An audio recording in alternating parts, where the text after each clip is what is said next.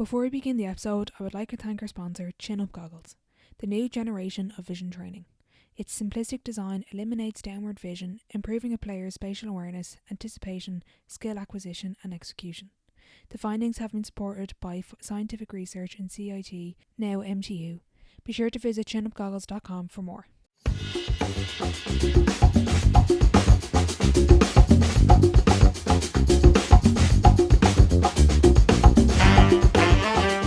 Welcome back to the Sideline Live podcast.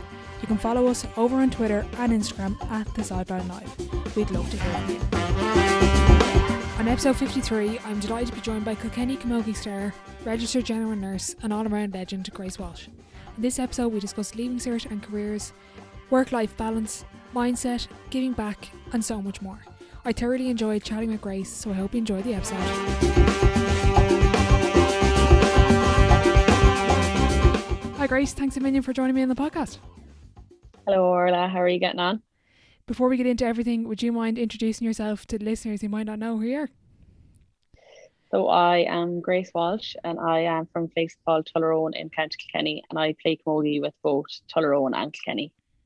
Very good. So growing up, you've a house full of hurlers. What was that like growing up with your four brothers? Yeah, I suppose I didn't really know any different for a long time. I've said it many times, I thought I was a boy because I probably didn't really know the difference. I was treated exactly the same as the rest. Everyone always says, oh, you must have been spoiled because you're the only girl, but it was actually my little brother Shane who was the spoiled one. Right. But I was just treated like the rest of the boys. Same jobs inside the house as outside. When you're out poking around, they don't go easy on you just because you're a girl or whatever. Yeah. But I absolutely love having four brothers. We are all very close and they're all very good to me. So I count myself lucky to have them. I wouldn't have minded a sister just for a bit more female influence maybe. I don't think I started wearing makeup until I was 17 because I got slagged at home. And my mom would be a bit of a tomboy as well. So, Right. a bit more female influence would have been nice. But, it was fun. That's good. You actually played hurling with the lads up to under 16. What was that like? And what was it like going onto the pitch with all the lads from the other team being like, oh, I'm not marking the girl, or, do you know, the usual stuff? Yeah, well, sure. Like when we were in primary school, it was just the done thing. You played with the boys. It was normal. Like, and the lads needed the girls as well for numbers. Like we won a county final with the school when I was in fifth class, I think. And there was like 7 girls starting on the team with the boys team. So it was kind of just the done thing. And then I suppose when I was playing with my club, Tullaroan, sure, it was a bit of crack really. Like I kind of liked sometimes when the lads would be like, oh, I'm not marking her, she's a girl, or they'd be buzzing like something like, yes, can't wait to mark her because so that used to really just motivate me to be like, get really stuck in. And I suppose playing with the boys then you had no fear and stuff because at the time they were probably a bit stronger and stuff. So you didn't really have any fear playing against them, and it was nice because you could be as rough as you wanted to be. And I was very lucky in that the lads on my team were very good to like look out for me. And I remember a guy from another club team nearly like started on me one time, tried to start a fight with me. Wait, what happened before that? What did you do? Don't be the innocent one. I might have tried to pull on the ball but hit one of the lads instead. So I remember my friend Ger Luby is his name. He straight away got in the middle and just sorted it out. And he was like very protective. So I was very lucky that they all looked out for me at the same time. Very good. Do you think that made you the player you are now, and having that experience of playing with the boys and having people square up to you just made you a better player? Yeah, definitely. I know like when I was getting older and we started the camogie team in Tullaroan and I was playing with them. I remember when I went into the Kilkenny panel first, I had absolutely no fear. And it probably was coming from playing with the lads. And I suppose you're playing against people that from other people's point of view, you'll not be able to be as good as them, I suppose. So I think when you learn how to adapt that, it makes you a better player. It makes you stronger mentally and physically as well. And again, you just have no fear going out to play. So I definitely would have benefited. But I suppose as times went on, then I kind of learned that I wasn't growing or getting as strong Yeah. as fast as the lads were. So I was like, right, now's my time to go away, Yeah. Yeah. step Exactly. away. Yeah. And dreaming of playing for Kilkenny, when did that start? I suppose with your brother there playing, that must have been kind of from an early age. You would have been exposed to intercounty hurling, and obviously hurling is like religion in Kilkenny. Yeah, well, like my parents were just so heavily involved in GA. Like my mom didn't really play herself, but her father was secretary of the Kilkenny County Board for years. So like her whole life was Kilkenny GA. And then my dad played with Tullaroan and was just pure obsessed with it. So I suppose it kind of came from them. And then in Tullaroan, like there's not a whole lot else to do, and everyone's just obsessed with it. So I suppose first of all it came from there, and then Tommy started playing with Kilkenny when I was only 8 years old. So I was just a little girl going to all these Kilkenny matches as a fan and like thinking this was great. And I suppose like in terms of Kilkenny Camogie, it wasn't out there as much. It wasn't in the media. You didn't see it as much. Like the visibility just wasn't there. So I suppose for me going to all the hurling games, I was just looking up to all of these guys that would have played with my oldest brother. I remember JJ Delaney was always my favourite hurler because he was just so good. And I suppose it kind of came from that. I just remember thinking when I was younger, I want to play. I just never forget. I think Kenny were playing Tipperary maybe, and there was a goal scored, and we were right behind the goal, and we all went crazy. And I remember just thinking at the time, I want to play in Kilkenny. I want to play in Croke Park with the Kilkenny hurling team when I'm older. But that was obviously just because I was so young, and I probably didn't think about playing camogie with Kenny. But then I suppose as time went on, you obviously you're playing with the camogie team, and I suppose that's where you get inspiration from and stuff as well. But when I was younger, it definitely came from the Kilkenny hurlers. And then as time went on and as visibility grew, I suppose then you're looking up to camogie players. Mm-hmm. What was it like having your brother on the intercounty team and winning matches and Yeah, well, like as I said, I was only 8 years old at the beginning, so like I was only a tot really, and I was going to these games, and I remember sometimes people were like, "Is your brother Tommy Walsh?" And I was like, "Yeah," and I used to be delighted. yeah, But then as you got a bit older, I don't know why. I suppose you get a bit older and people kind of say to you a bit more, but I used to get quite embarrassed. And then okay, when I got to secondary school, um, I used to just hate if anybody ever mentioned it. I don't know why. I suppose I just probably felt maybe I was being compared, or that maybe people are only talking to you because you're uh, Tommy's sister or whatever. yeah, So as I got a bit older, I kind of shied away from it, and I used to hate when people would ask me, or if I suppose if that question came about. Did I blank off there? yeah, you did. You're grand, don't worry. Screen. Sorry, my battery Just is low on my it's phone. grand. So yeah, it was like in the beginning when I was younger, I was like, I know, like it was great. People were like, Yeah, "Oh, is that your brother? This is amazing." And then as I got older, I shy away from it a little bit. yeah, I don't really know why, but I suppose then going on and playing for Kilkenny at the beginning, I used to get called to do like different interviews, and the first question was always something about Tommy. yeah, So I suppose I kind of started putting a bit of pressure on myself then, and comparing myself and thinking I had to be, I suppose, as good as him or whatever. But I yeah. suppose I learned to get away from that and that thought process eventually. But it was Mm-hmm. hard, as amazing as it was, and as proud as I am of him. And obviously he was incredible, and they had an incredible team. And I feel so lucky that I got to experience all those like highs that they had with the Kilkenny team, and it was amazing to watch. There were I suppose hard things about it as well. You grew up dreaming of playing for Kilkenny. When did that dream kind of come to fruition, and when did you start getting involved in development panels? So I suppose when I played under 14. One of the current players, Megan Farrell, her mother Helen was over us. So myself and my best friend from home, Neve Dowling is her name. We both went in. I think we just did trials, and we both got onto the panel, and we won. It just went as far as Leinster that year. We still have a picture of the two of us. Oh, After winning the Leinster final, the jerseys were literally down to our toes. We were so small. I think I was playing cornerback, but I suppose that's where it started. underage, and then you kind of just worked your way up. I was lucky to be involved with a really successful team, school team. I went to Loreto with Kilkenny, and the players around me were incredible, and I was very lucky to be involved with them. And I suppose from school teams, then you're kind of you get on to Kilkenny panels from those games. And then when it came to the Kilkenny senior team came about, we had a minor Kilkenny challenge match against the senior team. Okay. And I remember I didn't really know any of the players at the time, so I didn't have any fear. And I remember being happy enough afterwards. And I remember one of the coaches, Vinny Shields was his name, afterwards said to me, "I'd expect a call now from Man Downey if I was you." So I hadn't thought of that, and I'd never thought about playing with, like, getting called up. I was only 16 at the time, so it wasn't really something I had thought about at that age.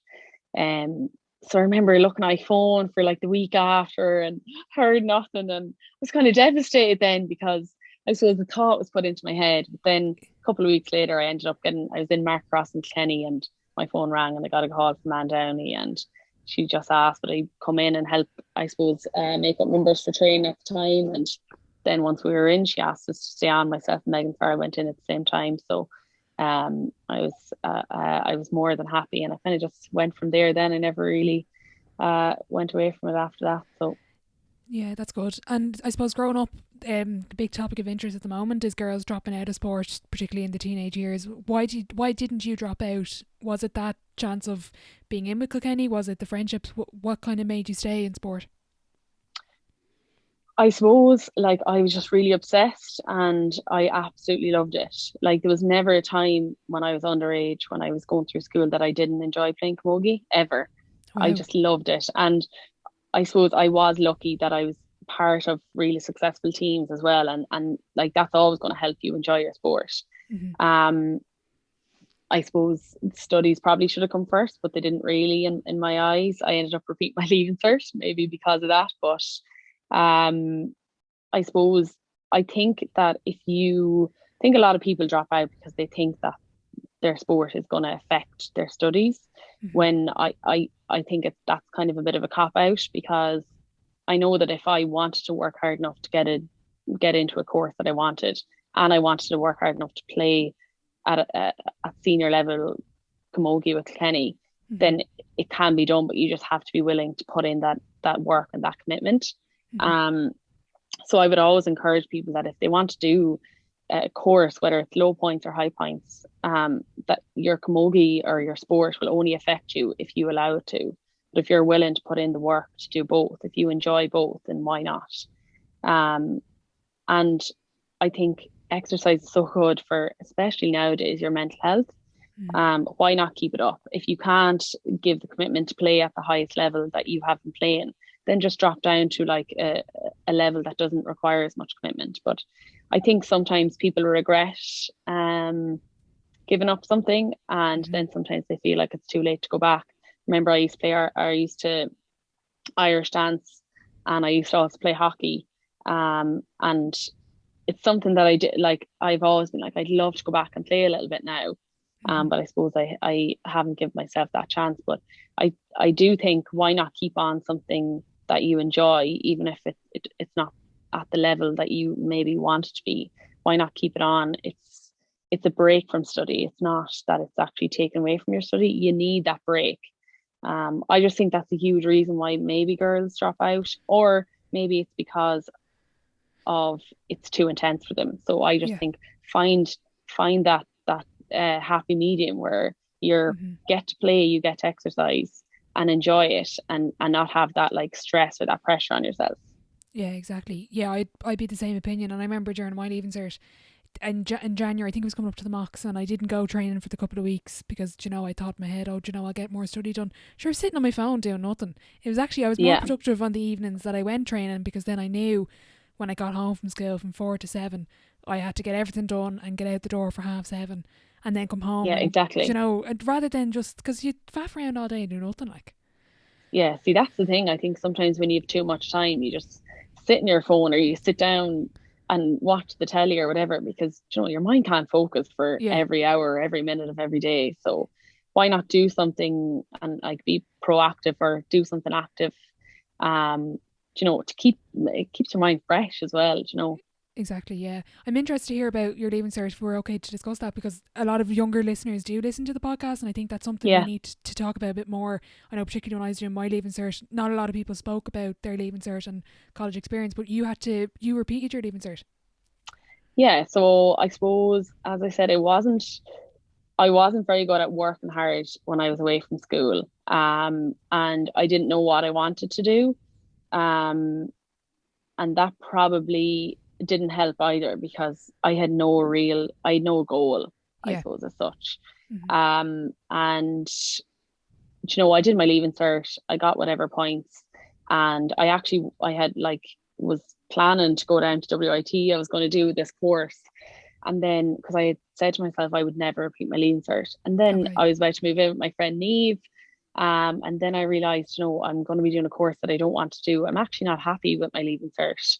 Um, so I was like, maybe I'll just go back. So I decided I went to a place in Carlow that do a repeat course. I started there, but I ended up leaving there and going back to Loretto. Okay. I was very lucky that Colin Kerr was the principal, and he took me back. I didn't get to do all my subjects, but some of the subjects I suppose I had to do on my own, but I did get help from teachers and stuff.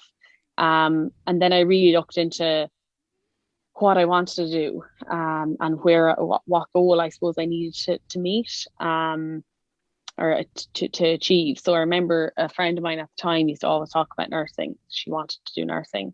And that's kind of where it came from, came into my head. I was like, I actually want to do nursing. She ended up going and doing engineering, and I decided I All wanted right. to go do nursing. So I went back, and then I suppose I had a goal then, and I had something to actually like strive and work towards. And then I think if you're repeating, you're going to put in a bit more work. Now I did get in Carlo, it didn't really work out for me. I don't think I need to go into why it didn't, but Hmm. I suppose I was kind of on the back foot again because it was after the mocks that I actually went back to Loretto.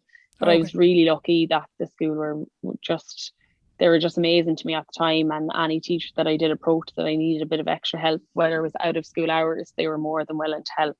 Hmm. So I was very lucky. So that's what I did, and I ended up getting nursing in UCD then. So Brilliant. that's what happened there.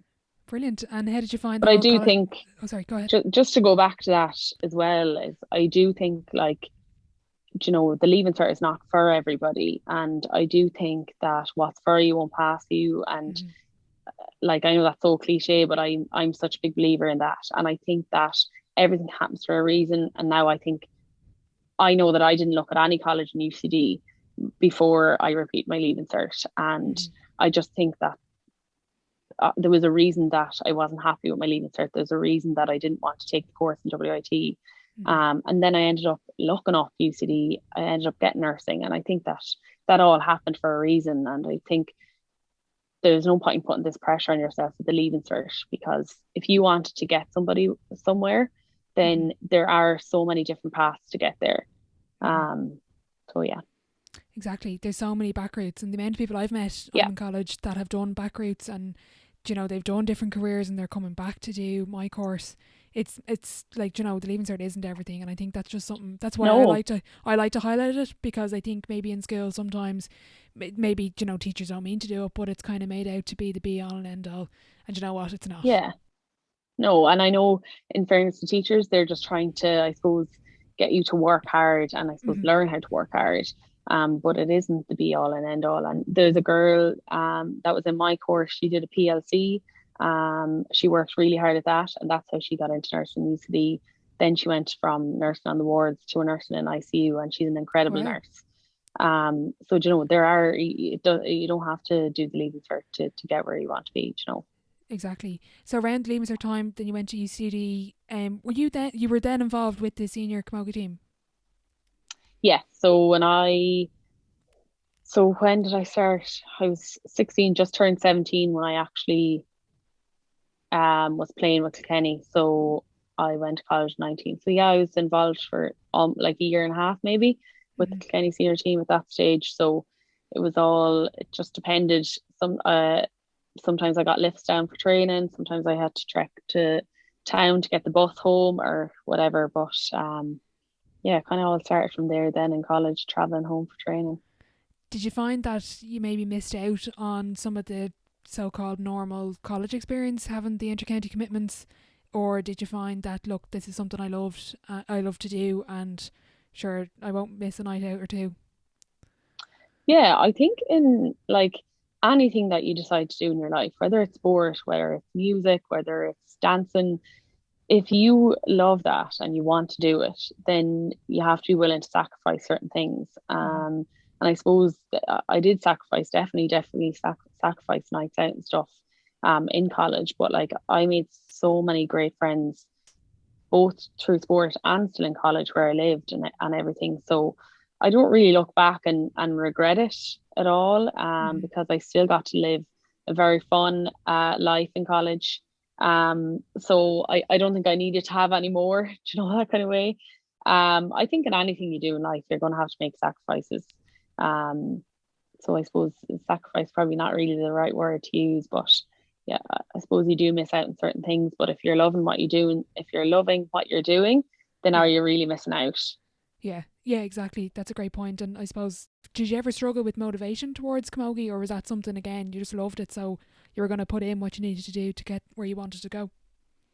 Yeah, well, there are definitely times where you struggle to motivate yourself, and I suppose you kind of chat to different people, and you might look back on times in the past to see if you can find that motivation again. Mm-hmm. I think motivation comes and goes. And I think it's just you just have to learn how to adapt and how to motivate yourself. Mm-hmm. Again, whether it's listening to a podcast, chatting to somebody that's in the same sport, or chatting to somebody that like motivates themselves to do something that's completely the opposite side of sport. Mm-hmm. I suppose it's kind of hearing other people's experiences and hearing how other people themselves can help you remotivate yourself, Mm-hmm. maybe in a different way than you have done before. Yeah. Yeah, exactly. And do you ever find, let's say, during a tough session, whether it's with the team or, let's say, over lockdown when you were all training by yourselves, and I know you did a takeover and you had to do runs up in a park somewhere, did you ever find like that voice inside of your head kind of going, stop, just take a rest, you don't need to do this, or did you just keep going? Oh, like 100%. Yeah, Jeannie, when I'm doing runs, I'm never positive ever because I'm like, oh, I hate running. I'm so bad at this, you Yeah. know. But I suppose you just learn how to just keep going and like it just all comes down to that commitment and that like work that you're willing to put in. If you want to play the best or be at the top of your game or want to get a starting position on a team, you have to just think, is there another player that's doing more? Is there another player that you could be working the same as? You know, you're if you want to get that certain place or you want to be at the best that you can be, then you kind of that they're the times when you're doing your runs and you're like, right, no, I need to do this. But Mm-hmm. then there are also times where if you feel burnt out or if you are feeling really unmotivated, that you have to just take a break. You might take a Mm-hmm. break for a week or just put the hurl down for a week or whatever and just refresh the mind again and just start over. And then that Mm-hmm. can help. If you take that break, then that can help for the following week when you're going about doing your training or whatever again. Mm-hmm. Have you had to take many breaks during your career from camogie? I've taken one in 2015. There was just a lot going on. I had an injury that I probably just needed to rest, and if I had stayed playing, I probably wouldn't have. Mm-hmm. And then it was my third year, was it? My second year in college. And I just decided that I was going to take the year away. So I took the year away, focused on college, and just enjoyed my time in college. I went to America on a J1. Okay. And I've no regrets Yeah. either. Um, Sometimes you do need to take that break. Sometimes you need to put yourself first. And I suppose sometimes we have this like guilt that we feel over like stepping away from a team, especially Mm-hmm. if you are part of a team and that's the environment that you love. You're always going to look out for your other teammates, and sometimes you can have that guilt feeling if you step away. Are you letting them down? Mm-hmm. Sometimes you have to put yourself first. You have to put your mental health first. So that's what I did that year. Yeah. So that's Yeah. the only time I took a step away. Mm-hmm. Yeah. Sometimes you do have to put yourself first, and I suppose with two like your camogie is a hobby, but you play at an inter-county level, it's very high demanding. And with the job you work now as a nurse, how do you kind of balance being able to switch off mentally from either, like I suppose with the inter-county camogie, you have to be at a high level with your nutrition, sleep, recovery, as well as your performance on the pitch. But then with nursing, again, there's so much that goes into it. Yeah, I suppose they kind of they work well together. I suppose, you know, we're told we're not to take anything home from work, but at the end of the day, we're only human. Mm-hmm. So I find sometimes going training, then you can kind of let off those emotions, and you can kind of let the shackles off, and you can express yourself in different ways than like, I suppose, thinking about what has happened in work. And then you kind of come off the pitch after training and you don't really even think about what has happened in work that day, you know, that kind of way. So they work kind of well together. Same with camogie. Then if you're stressed about camogie, you can go into work and you don't have time to even think about it. So Yeah. you're kind of, it's off your mind for those 10 or 12 hours, whatever your shift is. So I suppose they do work well together, and I have to say I'm very lucky that the management team they're just so approachable, and they're just very, very good listeners. And if you feel like you need a break, if you feel like you need a night off training, you know, they're always just willing to give you that break or whatever it is that you need at the time. Like, they're very understanding. So I suppose I'm lucky with a lot of the people that I do have around me. I was actually chatting to Brian last night, and we were discussing over lockdown there was no sort of expectation put on players to do, say, certain amount of runs a week by themselves or skills work. How was that during lockdown, not having that requirement and then being able to go back to the clubs first, but at the same time have the uncertainty about the intercounty season? Did you enjoy that break, or did you find it difficult without the teams? I actually found it incredible. I really, really enjoyed it. Okay.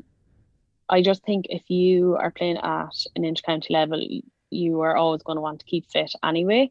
Okay. The lads, they gave us loads of different like options of running or drills or whatever it was that they wanted or we wanted to do.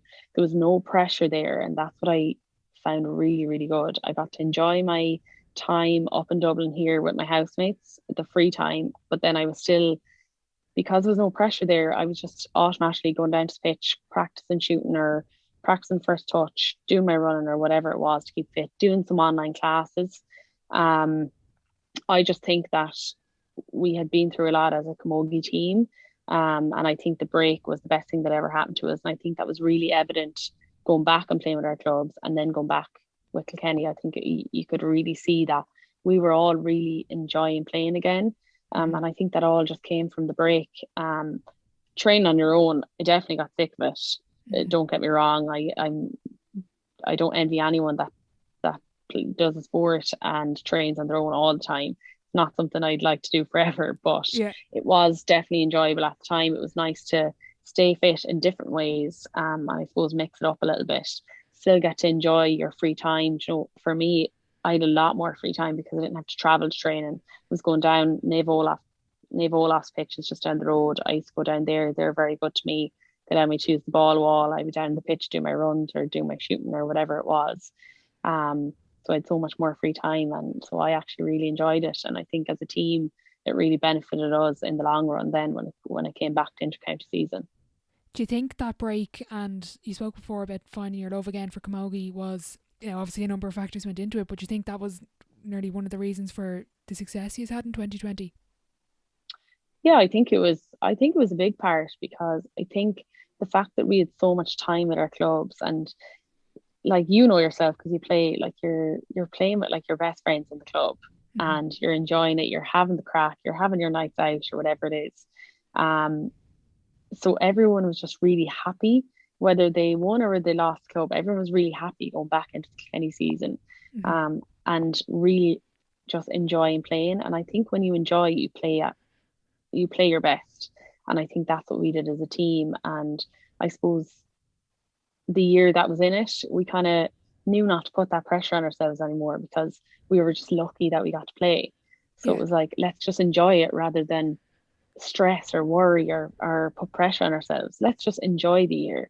I think that's why we won, because we played to our potential, you know, because we were happy to be playing. Exactly. Yeah, exactly. And I think a number of GA players have spoken, men and women have spoken about that last year, and being able to play was a great thing because it was in jeopardy for so long. But kind of coming into the final, you'd lost the 3 previous ones. What was it like approaching that final, and were the voices kind of going in the back of the head saying, Jesus, if we lose another one, or were you just kind of just saying, look, we're lucky to be here playing and it's great to be in another final?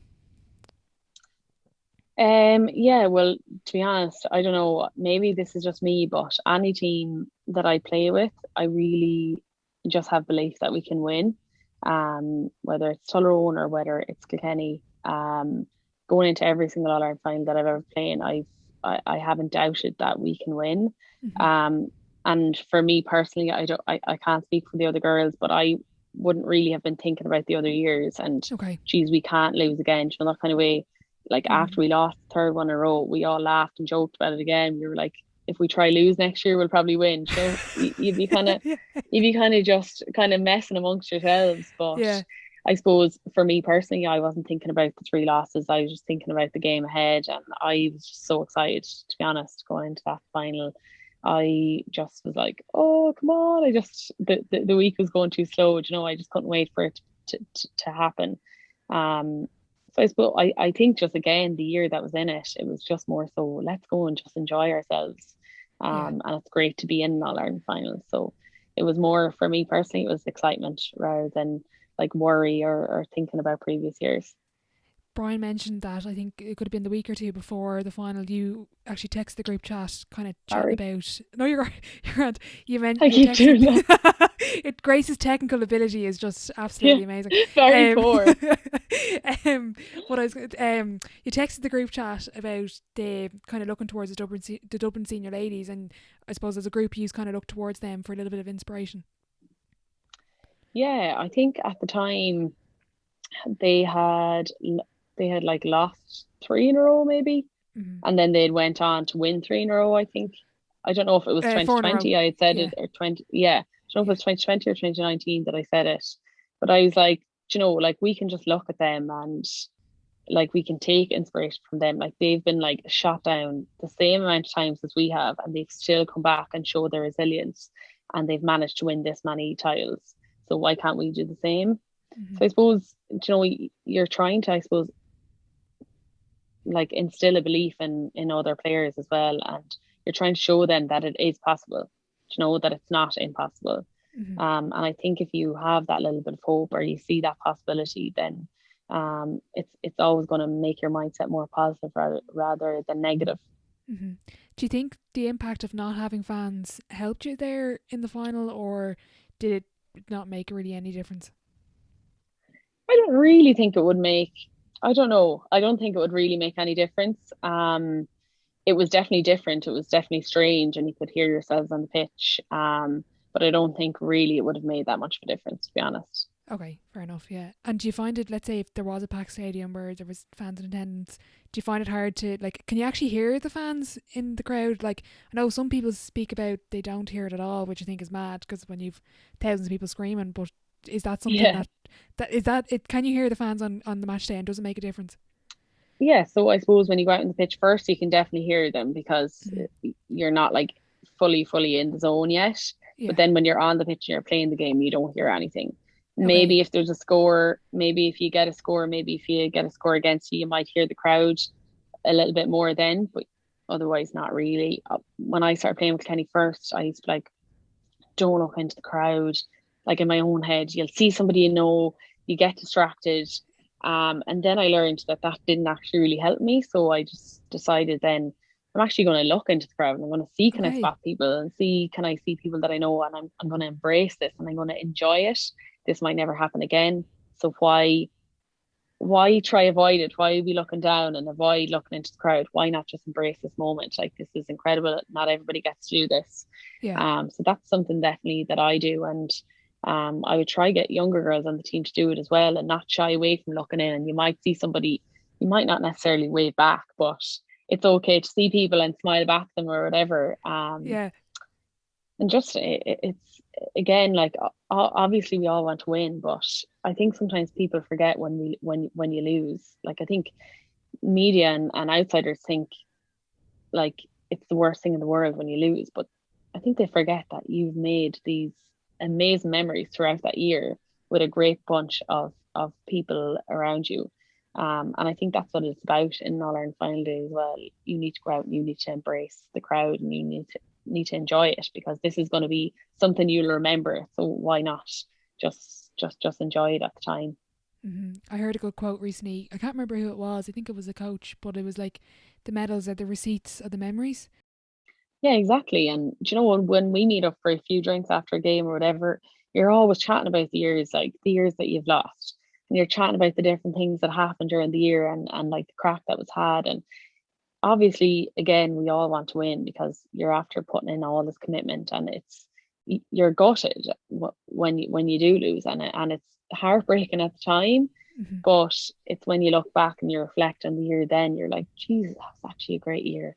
We had some Hmm. crack, or do you know, Yeah, there's so many different memories that you've made, and again, you make like the best friends in the whole world, yeah, from playing a team sport as well. So.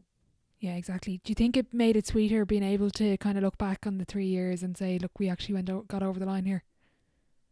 Oh yeah, definitely. Like after a year after you lose, if you win the following year, like 2020 was special and something that I will never ever forget. And hopefully there will be more times like it.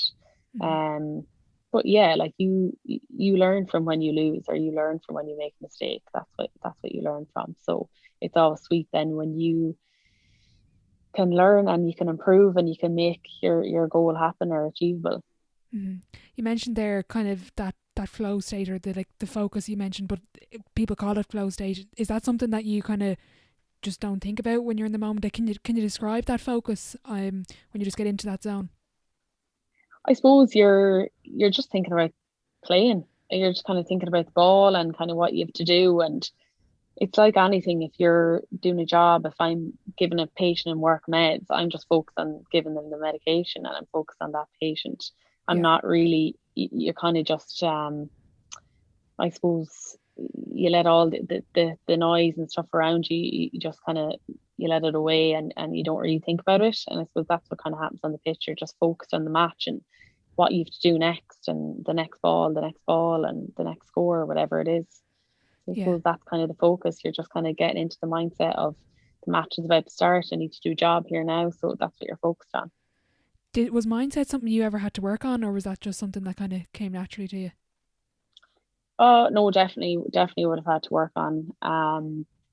Do you know, as I said before, I put like a lot of pressure and stuff on myself, and I suppose at the time I never really talked about it. But then sometimes you can let it get to you, and it can get a little bit too far, and you can be playing really poor. And I've definitely went through a couple of years where like I've really doubted myself and have had very low confidence, and still to this day it happens. But Mm. I suppose what you have to do is you have to openly talk about it. I know 2019 I didn't really enjoy the year, to be honest, because I had absolutely no confidence in myself on the pitch, and I would like to think I'm a confident enough person when chatting and talking, but I'm also very good at hiding how I actually feel. I'm probably a little bit hard on myself when it comes to playing.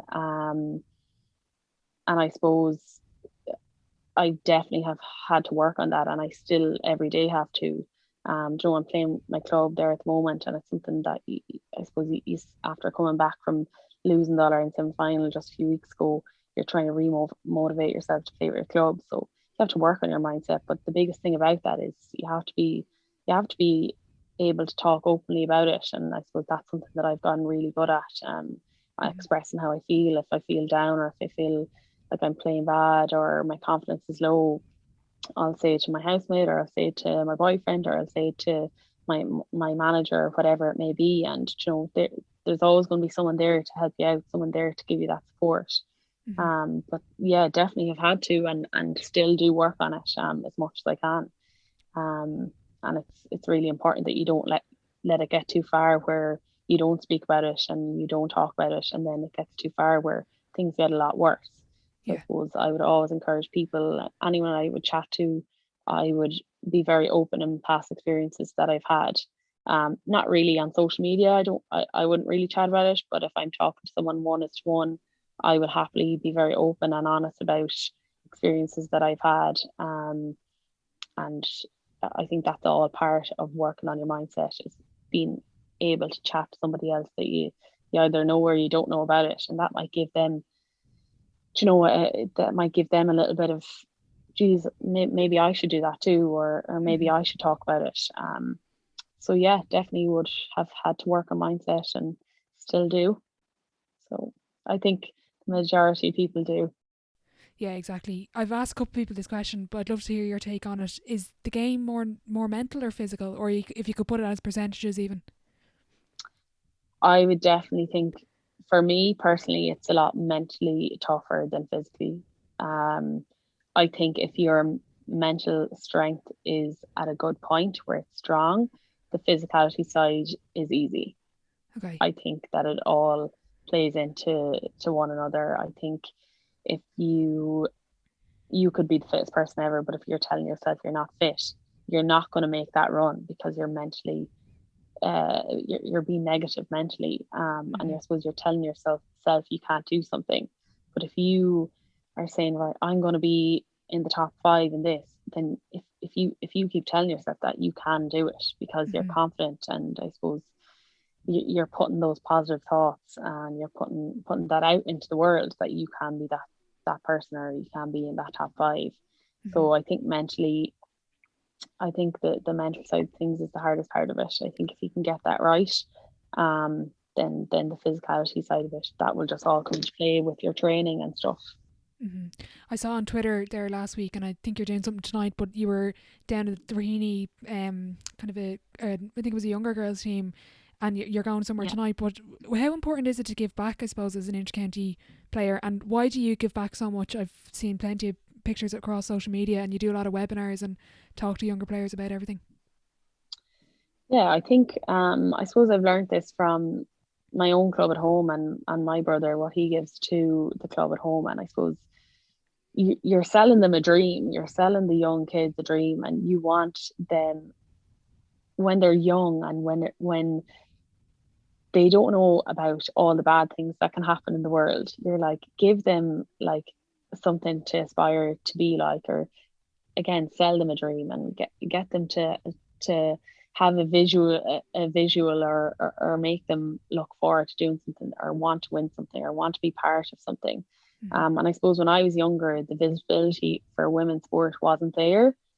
So now I'm just always willing to give back. And sometimes I'm probably not great at saying no, but in terms of giving a coaching session, Oisin Mason was the guy that contacted me to give Raheny, to coach the Raheny girls. And like, I suppose I didn't even really think twice about it. I was more than happy to help out, and that was one of the things I actually said to him in my message was, anything to give back to the younger generation, and to, I suppose, especially for girls at the moment, is get them to look up to somebody, or to want to be like somebody, more so to get them involved in sport, because it's not just about like the physicality or being fit, being healthy.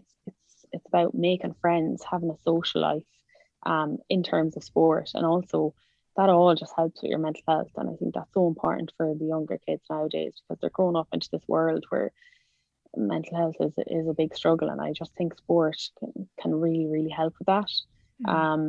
But yeah, I'm just always willing to give back, because when I was younger, like it definitely was there, but the visibility wasn't there as much. So I suppose you're trying to give back, because I've got a lot through my years playing with Kilkenny and playing with Tullaroan from other women in my club or in my county, and I suppose you're kind of just trying to do the same, and give back to those kids. If there's anyone listening that would aspire to be like yourself and play for Kilkenny or play intercounty level, is there any advice that young people should ignore about kind of getting to an elite level? Is there anything you've kind of heard over the years you're like, God, that's completely wrong? Not really, but I just think that don't let anybody pressure you into doing something that you don't want to do. If you want to play at a high level, then that's up to you to decide, and that's your goal to make or to achieve. It shouldn't be anybody else's. If it's a parent that's like forcing you to play, you know, to get onto these like I suppose intercounty teams, you have to want to do it yourself. But also if it's somebody out there that's telling you that you won't be good enough or that you shouldn't do it, I think that, and it's a quote that goes around a lot, like hard work beats talent if talent doesn't work hard enough.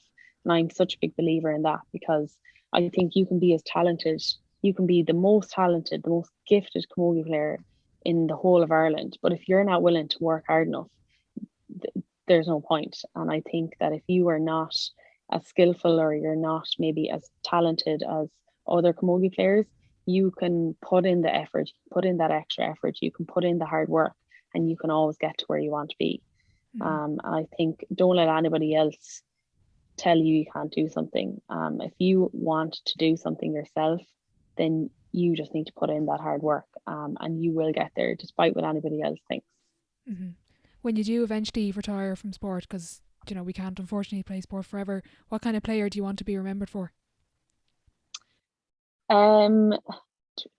Geez, it's not really something I would think about. I suppose I just would like to be remembered for being an honest and hardworking player. Um, that's all really. You know, for me, it's just about like playing while I still enjoy it. And when I'm playing as part of Kilkenny or Tyrone, I just want to do as much as I can for the girls that are around me.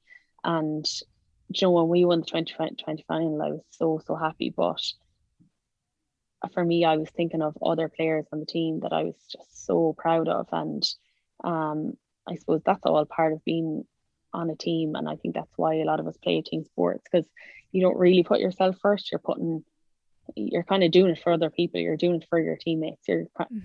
You're giving your best to try help them, you know, get to achieve their goal. But yeah.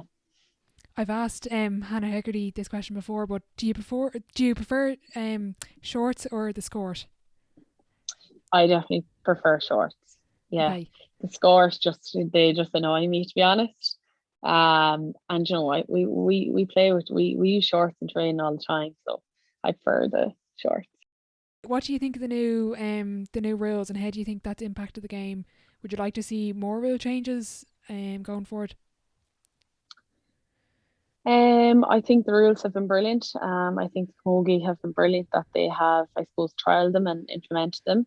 I think especially the kind of physicality one has just allowed the game to flow a lot more. And I suppose now Camogie teams are able to showcase how they can actually play without the whistle being blown. The only one that I'm a bit like iffy about is the free from the 45 out your hands. Okay. I'm just like, it kind of takes the skill of the free out of it. Apart from that, there's nothing else really that I can think of that I'd like to be brought in. But I'm definitely happy with the new rules. I think that they've worked really well, and I think the last two finals, like a lot of people have talked about how good the games were, and I think that's probably comes from the new rules and the game being flown and that. So yeah. As a camogie player, does it bother you about this sort of the allocation of resources? And you mentioned there eventually coming under one umbrella, but if you were a male playing for the Kilkenny senior men's team, you would have more spotlight, you'd have better access to resources, facilities.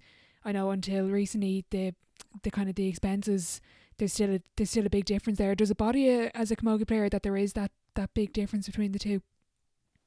Yeah, well, I suppose it definitely did bother me a lot more before, because I suppose I had Tommy and Park playing with Kilkenny and I was playing with Kilkenny at the same time.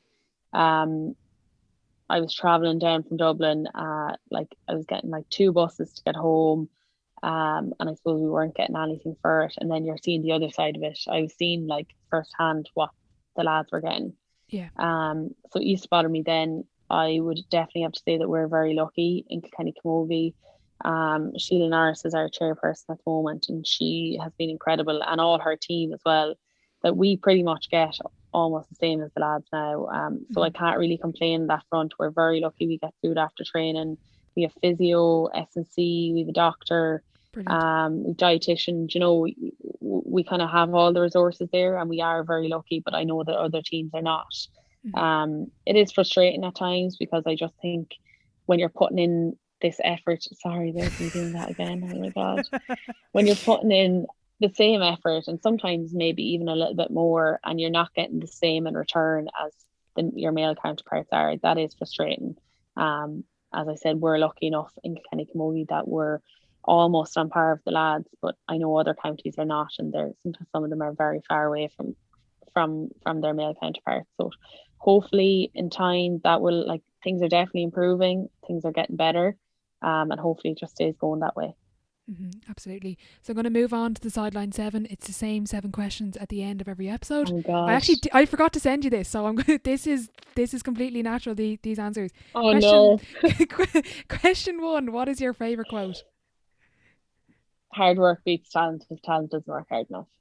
Okay. That was easy. I already said that, so it was in my head. True. Do you have like a team motto or quote that you use, or? No. Okay. Was that one of the questions? No, it wasn't. No, we don't. No, it's just being nosy. Yeah. No worries. Best sporting event you've been to? Oh wow. I'm gonna say outside of, because obviously I got to grow up with a really successful Kenny hurling team. My first All-Ireland that I went to as a neutral was Limerick and Galway in the All-Ireland final, and I got one ticket on my own. I was in the Upper Hogan. I didn't have anybody I knew around me, and it was just incredible to watch, because I suppose I didn't have anybody playing that I knew. So I got to really enjoy it. It was stress-free, and it was just incredible, I suppose, at the time as well, to watch Limerick win, because they hadn't won in so long. So that's the one, I suppose, that comes to my mind. Probably just because I was a neutral and I was literally on my own. I was nearly making friends with people that were beside me. I don't even know where they were from. But I suppose that's one that I can remember that comes to the top of my mind. Biggest setback or challenge so far in your career? The biggest challenge was probably the year I took away. I had to really think about it. And again, that kind of guilt thought was coming back into my mind. And I suppose I also had a lot of FOMO. I suppose, if the girls had to go on and win that All-Ireland, I would have been devastated. It was just, I suppose, a risk that I had to take. And it was a big challenge at the time, because I really had to think about it. And it was a hard decision to make. But it ended up being the right one for me at the time. So I suppose that's probably has been the hardest in terms of injury. I've had a few different injuries, but nothing too major, thank God. Touch wood. Touch wood, yeah. Kind of on the flip side then, a bit more positive, your biggest achievement on or off the pitch? Biggest achievement on or off the pitch? Off the pitch, I would say graduating as a nurse. That's probably my biggest achievement. On the pitch, I don't really have any personal ones. I suppose just as a team, again with Kilkenny, the 2020 All-Ireland, maybe because I was on the starting team at the time and it was after a pandemic. I suppose a year that was never going to be had again. That was really special. So they were my 2 moments, I suppose. Looking back, what advice would you give your 18-year-old self? Do not worry about what other people think. That's a lot easier said than done. Do your own thing, be yourself. If you like a certain band, you like certain clothes, you do you, and do not try be like anybody else.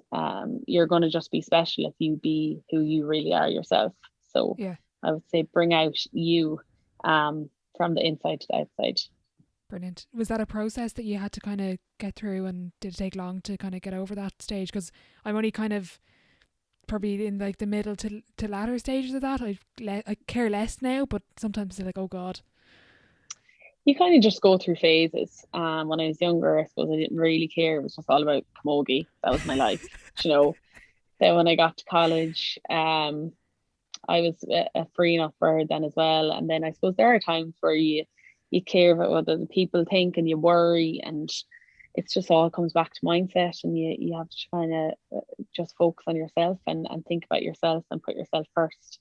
It's a process I think you go through for a lot of your life. But yeah, I go through phases where I don't care what anybody thinks, and then I go through phases where I'm like, oh my god, I can't do this or I can't say this because somebody will, say something or whatever. But yeah, it's just all about mindset and focusing on yourself, and I suppose trying to keep positive and trying to bring and put positivity out into the world, and I suppose keep that up, which is hard. It's there are going to be times where you're feeling down, you're feeling low or whatever, but it's about, I suppose, keeping that light and looking towards that light and that positivity, and trying to hold on to it as much as you can. Who would your dream dinner guest be and why? And you can include a few here if you want. Oh, that's a really hard one. I don't really have any famous people that I love. Okay. My housemates laugh at me because I don't know any famous people. I know that's terrible, but there'd be songs or movies on and they just laugh at me because I don't know the names of anybody, or else I'll just get it wrong. So I think this is a really hard question. There's nobody famous that I'd like to. Well, you don't have to pick anyone really famous. You can just pick someone. Okay. Oh God, this is really tough. I am gonna say Kelly Harrington. Okay. And I'm actually meeting her soon for brilliant. Something that I'm doing with the National Dairy Council. So I'm excited for that. She is an inspiration. Her and Katie Taylor. I've actually met Katie Taylor. Oh, very good.